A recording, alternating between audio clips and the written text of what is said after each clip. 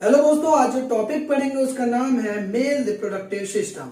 इसमें हम देखेंगे मेल का एक्सटर्नल जेनिटलिया और उसमें इंटरनल टेस्टिस के बारे में हम इसमें देखेंगे। ठीक है, तो चलिए स्टार्ट करते हैं। मेल रिप्रोडक्टिव सिस्टम में मेल रिप्रोडक्टिव सिस्टम डिवाइड्स इन 4 पार्ट्स में डिवाइड किया गया है। Testis, external genitalia, accessory duct और ग्लैंड्स। हम इसमें टेस्टिस और एक्सटर्नल जेनिटलिया को कवर करेंगे। ठीक है, तो देखिए टेस्टिस आपको दिख रहे होंगे, इनको हम टेस्टिस बोलते हैं। और मेल एक्सटर्नल जेनिटलिया यानी कि ये वाला रीजन होता है जिसे हम बोलते हैं पेनिस। ठीक है, अब टेस्टिस के बारे में हम सबसे पहले स्टार्ट करेंगे। यहाँ पर टेस्टिस, तो testis are situated outside the abdominal cavity within a pouch called scrotum. यानी कि टेस्टिस जो होते हैं वो एक पाउच लाइक स्ट्रक्चर में कवर्ड होते हैं, बंद होते हैं। उस पाउच लाइक स्ट्रक्चर को हम स्क्रोटम बोलते हैं। ठीक है, क्या बोलते हैं? स्क्रोटम बोलते हैं। Scrotum help maintaining low temperature 2 to 2.5 degree Celsius of the testis necessary for spermatogenesis. यानी कि 2 से 3 डिग्री सेल्सियस तक स्क्रोटम का काम होता है इस लेवल तक टेम्परेचर को कम करना। यदि हमारा बॉडी का टेम्परेचर 37 है तो उसमें से 2 डिग्री कम कर देंगे, 35 डिग्री सेल्सियस। ये टेम्परेचर जो है स्पर्मेटोजेनेसिस के लिए सूटेबल है। ठीक है, तो स्पर्मेटोजेनेसिस 35 या 34 के आसपास टेम्परेचर के लिए बहुत अच्छा माना गया है ये टेम्परेचर। अब हमने देखा length of testis 4 to 5 centimetre, width of testis 2 to 3 centimetre. यानी कि टेस्टिस की लंबाई क्या होगी? 4 से 5 सेंटीमीटर होगी और चौड़ाई कितनी होगी? 2 से 3 सेंटीमीटर चौड़ाई होगी। ठीक है, अब each testis has 250 compartment called testicular lobules. यानी कि जो 250 है 250 वो ये है, ये ब्लू कलर के ना चैम्बर बनने में ये 250 होते हैं। कितने होते हैं? 250 होते हैं ना। 10 ऊपर नीचे भी हो सकते हैं, ऐसा नहीं कि फिक्स ही नंबर रहेगा। लेकिन एनसीईआरटी ने 250 बोला तो हमने भी 250 लिखा है यहाँ पे। ठीक है, तो ईच टेस्टिस है 250 कंपार्टमेंट कॉल्ड टेस्टिकुलर लोब्यूल्स। इसमें प्रत्येक टेस्टिस में, ईच टेस्टिस में ये आपको चैम्बर दिख रहे होंगे। 1 चैम्बर, 2 चैम्बर, 3 चैम्बर, 4 चैम्बर, मैंने ये 4 ही बनाए हैं। ये 250 होते हैं। ठीक है, और इनको हम क्या बोलते हैं? टेस्टिकुलर लोब्यूल्स बोलते हैं। क्या बोलते हैं? टेस्टिकुलर लोब्यूल्स बोलते हैं। अब आगे देखिए, each lobules contains 1 to 3 highly coiled seminiferous tubules. एक लोब्यूल्स के अंदर 1 से 3 सेमिनिफेरस ट्यूब्यूल्स पाई जाती हैं, या यूं कहें कि एक लोब्यूल्स के अंदर 3 कैनाल पाई जाती हैं या 3 ट्यूब पाई जाती है, जिन्हें हम क्या बोलते हैं? सेमिनिफेरस ट्यूब्यूल्स बोलते हैं। इन्हीं सेमिनिफेरस ट्यूब्यूल्स के अंदर स्पर्म्स का प्रोडक्शन होता है। तो आइए आगे देखते हैं। Sperm production occurs in seminiferous tubules. यानी कि ये आपको दिख रहे हैं ना, ये ट्यूब्स हैं, ये कैनाल्स हैं, ये सेमिनिफेरस ट्यूब्यूल्स कहलाती हैं। इनके अंदर ही स्पर्मेटोजेनेसिस प्रोसेस चलती है। ठीक है, अब यानी कि स्पर्म इनके अंदर बनते हैं। स्पर्म का फॉर्मेशन कहां होता है? सेमिनिफेरस ट्यूब्यूल्स के अंदर होता है। ठीक है, ये बात समझ में आ गई। Each seminiferous tubules contain 2 cells. यानी कि अगर हम इसको काट कर देखें, इस स्ट्रक्चर को, एक सेमिनिफेरस ट्यूब्यूल्स के स्ट्रक्चर को ऐसे काट कर देखें टीएस, तो उसका कुछ स्ट्रक्चर हमें इस प्रकार दिखाई देता है।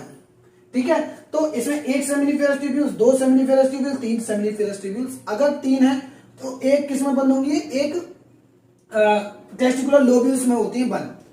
ये क्या हो गई? अब हमने देखा कि इसके अंदर क्या है। एक सेमिनिफेरस ट्यूब्यूल्स के अंदर हम देखते हैं क्या क्या चीज है। तो आइए चलिए इसके अंदर देखते हैं। ये जो ब्लू कलर की सेल्स दिख रही हैं, इनको हम बोलते हैं स्पर्मेटोगोनिया। क्या बोलते हैं? स्पर्मेटोगोनिया। स्पर्मेटोगोनिया का फंक्शन क्या होता है? इसे हम मेल जर्म सेल्स भी बोलते हैं। क्या बोलते हैं? Male germ cells. यही जो सेल्स है ना, मेल जर्म सेल्स, यानी कि स्पर्मेटोगोनिया, ये एक तरीके की मां है स्पर्म की। इसी से क्या होते हैं? स्पर्म बनते हैं। ये क्या करती है? पहले माइटोसिस डिवाइड करती है, फिर म्योटिकली डिवाइड करती है स्पर्म में। ठीक है, तो वो हम गेमेटोजेनेसिस पढ़ेंगे तो और डिटेल हम इसमें स्ट्रक्चर पढ़ेंगे। तो इसके अंदर स्पर्मेटोगोनिया कौन होगी? एक ब्लू कलर की सेल्स हो गई। लेकिन ये ग्रीन कलर की सेल्स क्या है? ये जो ग्रीन कलर की सेल्स हैं, इधर देखिए, ये ग्रीन कलर की सेल्स होती है सर्टोली सेल्स। क्या? Sertoli cells. यानी कि अगर स्पर्म बन जाएंगे तो उनके लिए खाना देने वाला कौन होगा? सर्टोली सेल्स होंगे। उनको नरिशमेंट प्रदान करेंगे, नरिश देगी। किसको? स्पर्म्स को। ठीक है, सर्टोली सेल्स का फंक्शन क्या है? Gives nutrition. ये चीज हमने पढ़ा।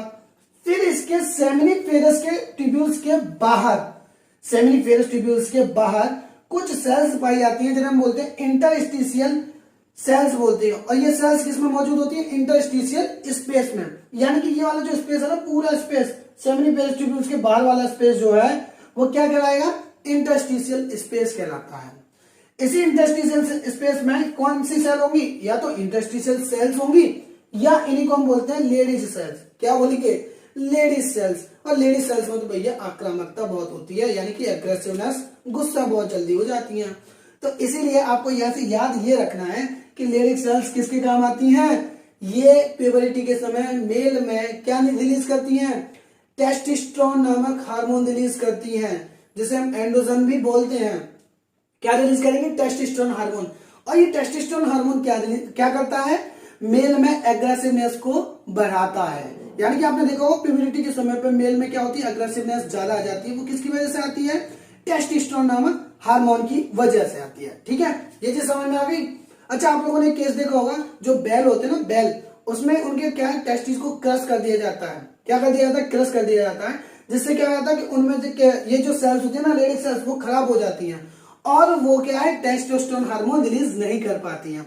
तो इस जगह पे क्या होता है? उसमें आपने देखा होगा बैल कितना सीधा साधा होता है। वो सीधा साधा इसलिए होता है ताकि उसमें टेस्टोस्टेरोन हार्मोन रिलीज नहीं हो पाता उनमें। अगर टेस्टोस्टेरोन होता ना तो वो एक सांड की तरह होता है। सांड में तो टेस्टोस्टेरोन रिलीज होता है, लेकिन बैल में देखा होगा आपने, वो क्या होता है? उसमें टेस्टोस्टेरोन रिलीज नहीं होता, क्योंकि उसके टेस्टिस को क्रश कर दिया जाता है बचपन में ही। तो ये चीज थी। लेडीज सेल्स क्या करती है? रिलीज हार्मोन कौन सा? एंड्रोजन या फिर टेस्टोस्टेरोन हम इसको बोलते हैं। टेस्टोस्टेरोन का काम क्या है? इसका काम हम यहां लिख देते हैं। इसका फंक्शन क्या है? एग्रेसिवनेस। एग्रेसिवनेस यानी कि ये आक्रामकता का काम करते हैं ये दोनों हार्मोन। या तो एंड्रोजन भी हम इसको बोलते हैं और टेस्टोस्टेरोन भी बोलते हैं। तो अब हमने यहाँ पे देखे कि each seminiferous tubules contain two cells. ये हमने देखा यहाँ पे। पहली कौन सी है? मेल जर्म सेल, जिन्हें हम क्या बोल रहे हैं? स्पर्मेटोगोनिया। मैंने आपको बताया मेल जर्म सेल्स ही आगे जाकर किसमें बदलेगी? स्पर्म्स में बदल जाएगी। किसकी मदद से? मियोटिक डिवीजन की वजह से। फिर फर्स्ट हो गई हमारी मेल जर्म सेल्स। सेकंड क्या है? Sertoli cells. सर्टोली सेल्स का भी मैंने फंक्शन बताया, गिव्स न्यूट्रिशन। तो देखिए सर्टोली सेल्स क्या है? गिव्स न्यूट्रिशन फॉर स्पर्म्स के लिए। समझ में आ गई ये चीजें? स्पर्म्स आएंगे, इसके आसपास चिपक जाएंगे और यहां से नरिशमेंट लेते रहेंगे। अब outer area of seminiferous tubules called interstitial space, मैंने बता दिया। सेमिनिफेरस ट्यूब्यूल्स के बाहर वाला जो स्पेस है वो क्या कहलाएगा? इंटरस्टिशियल स्पेस कहलाएगा। ठीक है, अब इस इंटरस्टिशियल स्पेस में क्या होगा ये देखते हैं। इंटरस्टिशियल स्पेस में इंटरस्टिशियल सेल्स होंगी या लेडीज सेल्स होंगी? लेडीज सेल्स से आपको याद रखना है। लेडीज कैसी होती है? ज्यादा गुस्से वाली होती हैं, आक्रामकता वाली होती हैं। ऐसा हम आपको याद रखने के लिए यहाँ पे बोल रहे हैं केवल। तो लेडीज सेल्स हो गई। और क्या होगा? ब्लड वेसल्स भी हो सकती हैं। ब्लड वेसल्स भी होंगी इस एरिया में। नर्व भी होंगे, न्यूरॉन्स होंगे। ठीक है, और क्या होंगी इस जगह पे? कुछ इम्यूनोलॉजिकल सेल्स भी यहाँ पे मौजूद होंगे। ये चीज समझ में आ गई। अब हमें यहाँ पे देखना है इस मेल रिप्रोडक्शन में ये जो स्ट्रक्चर है इसके बारे में हम देखते हैं। होगा क्या कि सबसे पहले क्या होगा? ये टेस्टिस है। टेस्टिस के अंदर ये ब्लू कलर की चैम्बर बनना है, इसको क्या बोलते हैं? टेस्टिकुलर लोब्यूल्स है। ये 250 होते हैं, मैंने बताया। इनके अंदर 1 से 3 क्या होंगी? सेमिनिफेरस ट्यूब्यूल्स आएंगी। लेकिन अगर ये क्वेश्चन पूछता है कि एक टेस्टिस में कितनी सेमिनिफेरस ट्यूब्यूल्स हैं, तो क्या बताओगे? भैया 3 इधर है और 250 उधर है, मतलब 250 कंपार्टमेंट है। एक कंपार्टमेंट में 3 है, तो 250 में कितनी हो जाएंगी? 25 3 75, यानी कि 750 सेमिनिफेरस ट्यूब्यूल्स होंगी एक टेस्टिस में। ये क्वेश्चन पूछा जा सकता है, तो आप इसको याद रखिए नीट के बेसिस पे, है ना। तो यहाँ पे क्या होगा? स्पर्म का प्रोडक्शन होगा सेमिनिफेरस ट्यूब्यूल्स में। स्पर्म्स क्या होंगे? स्पर्म्स आएंगे किसमें? रेटी टेस्टिस में आएंगे। रेटी टेस्टिस से किस में चले जाएंगे? वो वासा एफरेंसिया में। देखो यहाँ पर मैं आपको ऑर्डर बता देता हूँ। ये ऑर्डर कॉम्पिटिटिव एग्जाम में पूछा जाता है, नीट में दो बार पूछ चुका है ये। तो इसको याद रखने की जो ट्रिक्स है वो देखो कैसे है। हमने देखा कि यहाँ से स्पर्म क्या है? पहले रेटी टेस्टिस में आएंगे। किसमें आएंगे? रेटी टेस्टिस में। रेटी टेस्टिस के बाद कंफ्यूज ये जाती है कि यहाँ ई लिखना है या यहाँ ई लिखना है। क्या समझ में आए? वासा एफरेंसिया में ई यहाँ आएगा या यहाँ आएगा। तो इसके लिए क्या होगा कि स्पर्म्स क्या हो रहा है? बाहर निकल रहे हैं। क्या हो रहे हैं? बाहर निकल रहे हैं। तो इसलिए पहले ई आ जाएगा, एग्जिट। ई से क्या आ जाएगा? एग्जिट। तो वासा एफरेंसिया पहले आएगा। तो रेटी टेस्टिस से जो अगला पॉइंट होगा वो किस में जाएंगे? वासा एफरेंसिया में जाएंगे। वासा एफरेंसिया से फिर देखो फिर भी ई आ रहा है, दोबारा ई आ रहा है। क्या कह रहा हूं मैं? दोबारा ई आ रहा है, तो दोबारा एग्जिट होंगे। तो वो किस में चले जाएंगे? फिर एपिडिडाइमिस में। किस में चले जाएंगे? एपिडिडाइमिस में। एपिडिडाइमिस में होते हुए फिर किसमें चलाएंगे, वासा डिफरेंशिया। वासा डिफरेंशिया का मतलब यहाँ पर डिफरेंट, ये समझ लो डिफरेंशिया, डिफरेंशिया मतलब डिफरेंट पार्ट में, क्या डिफरेंट पार्ट है, क्या आगे आएंगे। तो हम जैसे ही आगे जाएंगे यहाँ पर स्पर्म आएंगे तो इसमें क्या होगा, डिफरेंट पोर्शन आएंगे, डिफरेंट पार्ट आएंगे। कैसे भाई, सेमिनल वेसिकल भी मिलेगा इसे, प्रोस्टेट ग्लैंड भी मिलेगी, बल्बोयूरेथ्रल ग्लैंड भी मिलेगी। तो ये सब डिफरेंट हो गए। तो आपको क्या याद रखना है, डिफरेंट कहाँ आएगा, सबसे लास्ट में आएगा। ये चीज समझ में आ गई आप लोगों को।